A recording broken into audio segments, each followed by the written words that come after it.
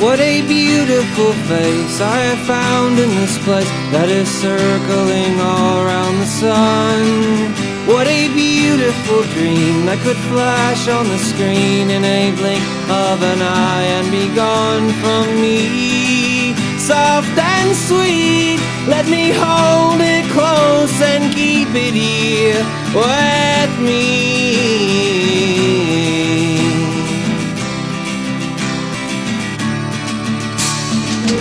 And one day we will die and our ashes will fly from... Hello, I'm Hamilton McDaniel, and I run the Instagram account Ham's Records, where I review vinyl.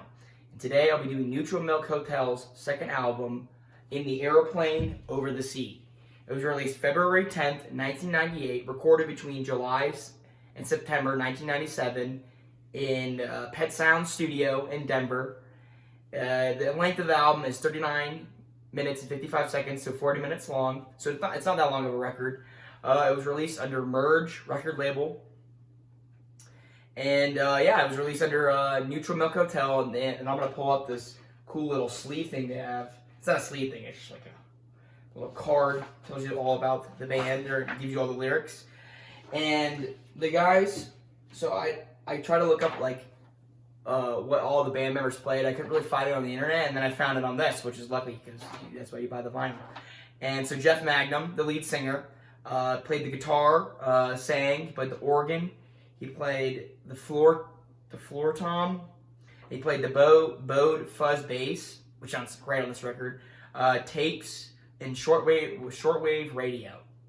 And then Jeremy Barnes played the drums and organ, and then Scott Spillane played the trumpet, flugelhorn, trombone, and euphonium. And Julian Coaster played the wandering genie, the singing saw, which is awesome on this record. It sounds really good. The bowed banjo, accordion, and white noise. And the accordion sounds really good. All of these, he did a really good job. And then these guys came onto the record. They were just invited to the band to play. Robert Schneider played the home organ, air organ, fuzz bass, harmony vocal, and one-note piano. And then Laura Carter played the zanzitophone. And then Rick Benjamin played the trombone.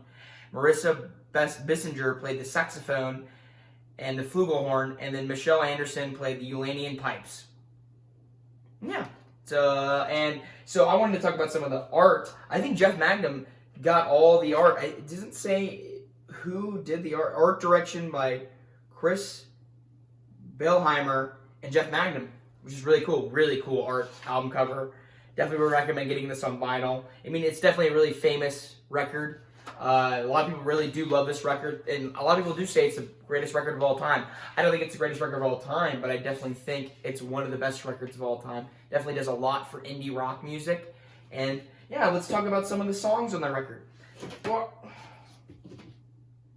So the first song that kicks off the album is "The King of Carrot Flowers" Part 1, and it's a good song. I really like the song. Definitely a really good song to kick off the album. It sounds like the meaning of the song sounds like a lot of parent trouble, growing up with a lot of parent problems. You know, like mommy would stick a fork right into daddy's shoulder.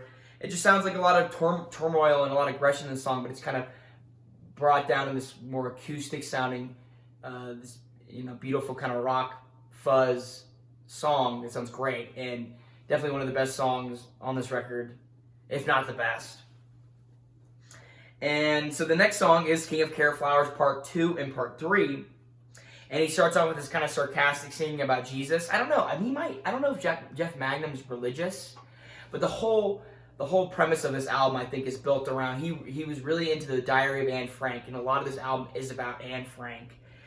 And yeah, he lived in Athens, Georgia for a little while. I mean, maybe he could be religious. I mean, the South, maybe. But he moved to Denver to record this record, and I don't know where he lives now. But he spent a lot of his career in Athens, Georgia, which is really cool because I grew up 45 minutes away from Athens, Georgia. And I thought it was really cool to find that out. And there's also a lot of conspiracies about Jeff Magnum in this record, too. And I'll get into that when we talk about more of the songs. But yeah, Part 2, Part 3. It's got this punk riff to it. It's this fuzz bass. Really like it, but it has it's really good acoustic. I mean, he did a really good job with adding like like these really beautiful acoustic guitar, and then this gnarly bass, which you don't hear a lot of, usually, like the bass being super fuzzy. This is like you're listening to like stoner metal or like super hardcore metal music. But yeah, I mean, it sounded awesome on this record. And then the next song, which was my favorite song on the record for a little while, is In the Aeroplane Over the Sea. And this song is directly linked to Anne Frank. It's an acoustic sounding song. It's just him singing, just Jeff Mangum playing the acoustic guitar. And I think there's some saw in there. And yeah, there's some saw at the end, which is awesome. I love the saw. I love this. Just like I remember watching the One Who Flew Over the Cuckoo's Nest. The end of that, when Chief throws the sink through the window and he runs away, and it's that beautiful saw playing in the background. It's a crazy drums. It reminds me a lot of that, and I just love the sound of a saw on a record, especially indie records with acoustic sounds. It sounds awesome. And then the next song is Two-Headed Boy, which I think is about it's, and this is another acoustic song with Jeff Mangum just singing and playing the acoustic guitar. And I think this song refers to, he is the two-headed boy, where he loves this girl, Anne Frank. He does, which is very odd. I'm not going to lie. I mean, she was 15 when she passed away, Anne Frank. So she was pretty young, and he was in love with her, and she has all these issues, and he's a two-headed boy. He has all these different things going on his head, where he can't help her. I mean, she died before he was even born. And it's crazy to think about that, how he's in love with this woman he just read her book, and now he's infatuated with her, and he wrote songs about her. And I think he wanted to help her, but he couldn't, because, she died decades before he was born, or two decades, I guess. And but no matter what, love will always find a way. You always, it doesn't matter. I mean, a lot of this time he sings about like different planes, reality, and he thinks Anne Frank's on a different part of reality, where she did find love, and where she did become happy, which is very sad to think about. I mean, reading these lyrics and looking behind the meanings of them, it's very sad. I mean, it tears me up just talking about it. It's so sad to think like Anne Frank, this innocent girl, just the victim of the game of the Nazis, and Jeff Mangum realizes that, and it's just like he I don't know, and also I think it has a relation to some boy that she was living with too, that she had a crush on. I think his name was Peter, and I think he talks about him being kind of the two-headed boy too, where she's just in this turmoil. I mean, Anne Frank was incredibly depressed, and she didn't do anything all day. She just sat inside, which was boring, and that must have just torn her up and just made her feel awful inside and made her very sad. And the next song is The Fool, which I think leads off right after Two-Headed Boy.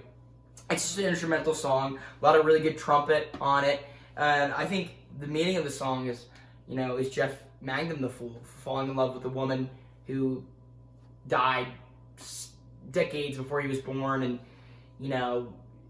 he writes these songs about how much he loves her, but he never really even met her. Is he the fool for, falling for this woman, Anne Frank? Yeah. And then the next song is a pretty famous song. A lot of people know this song. Is Holland, 1945, which directly relates to Anne Frank's death in 1945. She was actually transported to Auschwitz, the infamous Auschwitz, and that's where she died. She died from some disease. Nazis didn't kill her. She died from some sickness. But I mean, the Nazis definitely could help, but fucking Nazis, they suck. And the mention of the white roses in this song, the only girl that I ever loved was born with roses in her eyes. A lot of people think that Jeff Mangum is a time traveler, and I know that sounds a little far-fetched, but there's this Jewish resistance group in Germany at the time that were liberating concentration camps called the White Rose Resistance, and people believe that Jeff Mangum was in this White Rose Resistance. And he met Anne Frank and fell in love with her, but he couldn't. I guess he couldn't save her before, or he couldn't get enough resistance to take over Auschwitz. And she actually died only months before they liberated it, which is another just terrible thing, another tragic ending to this Anne Frank story. And yeah, it's definitely really fast. It's like a punk indie song. I really like it. It's really fast, really really great sounding song. A lot of fuzz. I mean, I'm a fuzz guy. I definitely like a lot of fuzz in songs, especially with guitar. But I mean, yeah, I mean, like, this kind of music differentiates whatever against like Paul Simon, but like I love all kinds of music, but I just love fuzz, just like Ty Segall, just all that fuzz just really gets me going. And and then also the song just talks about like how people would rather hear a story about death than life. You know, people would rather hear a story about this girl Anne Frank die than hear the story about this girl Anne Frank. You know, she got out of the concentration camp, she survived, and she ended up living a happy life. People would rather tune in on a story about a serial killer than a person who turned their life around and changed for the better, which I think Jeff Magnum is very right about, and I think him saying that in these songs is very true, and someone definitely needs to be saying it, and we need to be listening, because this society is too obsessed with death and too obsessed with people failing and people dying too young. And if we stop doing that, maybe these musicians will stop dying so young. You know, it's super sad to see people die at such a young age. No one deserves that. I mean, it's just terrible. And we don't need to be talking about death so much in our society. We need to talk about life and how happy life is. And then the next song is Communist Daughter. It's a slow acoustic song where he's just playing guitar and singing. And I like this line in it, semen stains the mountaintops. Yeah, I know, it sounds a little weird when you first hear it, you're like, semen stains the mountaintops, but I think he's talking about, Jeff Magnum is talking about these poor innocent women that are victims of men and the oligarchy, or not the oligarchy, the patriarchy, and it's very sad. It's like semen stains the mountaintops. I mean, men want to cause issues. There's problems all over the place. I mean, Hitler was a man. I mean, there's no woman behind the Holocaust. I mean, men kill each other for no reason. It's very sad to see like people like Anne Frank become victims of that. You know, her family didn't deserve that. No one deserves that. It's terrible, and it's the product of man. And then the next song is "O Comely," which is the longest song on the record. It's about 8 minutes long. And at the end, Jeff Magnum actually says, "Holy shit!" Because he's like, "Oh my god, that's long." He did it in one take, which is super crazy, which is super cool to think about. But yeah, I think this song has a lot of meanings to it. It's acoustic. He's just singing, playing acoustic guitar, and I think it's about some of the meanings behind the song is a girl having problems with her family and her dad and poverty. People need to find the beauty in things. I mean, that's why Jeff Magnum made it. A lot of people think this is ugly. I mean, you got to find the beauty in ugliness. You know, there's always beauty in ugliness. And I think that's what Jeff Magnum always tries to emphasize. I mean, there's beauty in everything. It doesn't matter how ugly something is. It can always be beautiful. No matter, through anybody's eyes. And then, and also I think this song is about doing wrong to an old partner. We're enemies to ourselves. And then he also, after he does these Jewish, they're like O-di-da, la-di, like, they're like something, like Jewish thing that Jewish people do. And he does in the song, it's actually really cool. It's like, oh-la-di-la. It's really cool. It's just like, yeah. And I don't really know how to explain it. You definitely have to listen to the song. But after that, he goes into this other song. It's still the same song, though. It's still O Comely. But it's called Golden Lane or something, and it's about like these Siamese twins that are about to be eaten by a beast. Like they're trapped, and they know they're going to be eaten when they get out. And yeah, it's an unreleased Neutral Milk Hotel song that he added in the back of O Comely, which is really cool, and I really like it. And then the next song is Ghost, which is instrumentally very great, awesome. A lot of fuzz bass, a lot of great drums. And it goes back to when Jeff was living in this house. I don't know where it was. I don't know if it was in Denver or Athens, Georgia. But his friends and him thought a ghost lived in the bathroom. And he would go into the bathroom and sing to the ghost. And then he always ended up singing about the ghost. And then this song turns into a song about Anne Frank, talking about how she's living on a different reality than everyone else, you know? But then at the end of the song, it explodes into this great collage of sound. I don't even know what instruments are being played. It just sounds awesome. I mean, all these musicians on this record are so talented and did such a good job. And then the next song is Untitled. It's nothing. I don't know. I don't like how in Apple Music they put Untitled. On this, they just put 10. Like he numbers the songs, and it just says 10, and there's nothing there. I'd rather them just do that, just like a blank. Like, that'd be cool. Like on Apple Music, just like nothing there. It's like swiped, just like an empty white bar.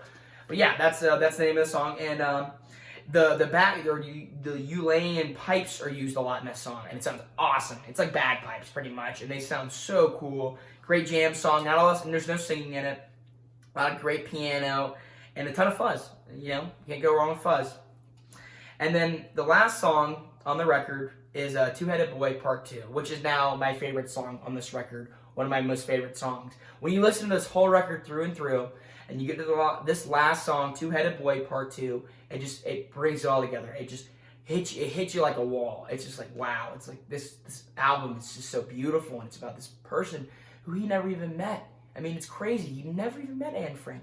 And he wrote this album about her, about how much he loves her and how much she didn't deserve this, which is insane because anybody can be inspired by anything, and it's beautiful. And so this song has a Saw intro. You know, can't go wrong with the Saw intro. And it's acoustic. And he's playing acoustic and singing. And it's really great acoustic guitar riff. I mean, I definitely want to learn it on the guitar when I get a chance. But and it's just back to Anne Frank. Sings about his friend. He sings about Anne Frank and sings about how she didn't deserve all these things to happen to her, but she's living on a different reality, you know, and that's where he needs to learn to part ways. You know, he needs to leave. You know, he needs to set her free in his heart, so she can finally be free in her own reality, which I think is very beautiful and very, very surrealist. I mean, this whole album is just very, very surreal and artistic in its own way, above a lot of musicians' albums. I mean, a lot of people put out albums and they're just like, oh, I wrote these songs, I don't really know what they were about. But Jeff Magnum, I mean, he just drills in the meanings of these songs into you. It's just like, they're so like subliminal. You're just like, what the fuck is he singing about? Like, what does this even mean? And then also, he has a song, a lot of his, it kind of like ropes into other different songs. He's like pulling in like O Commonly and all these other songs about Anne, and he kind of relates it to his friend who had killed himself. I don't know, there's not a lot of talk about who killed himself that was near him, but I suppose he had a friend very near and dear to him that had killed themselves, and he wrote a lot out of this album dedicated to them. And yeah, that's pretty much the album. I mean, there's so much more to this album. I mean, I can't do this in just I wish I could talk more about this longer, but this album is so deep and just has so much different deep cuts in it. You definitely should give it a listen to. Definitely one of the greatest albums of all time. Yeah, totally give it a listen to. Thank you for listening to my record review. Have a nice day.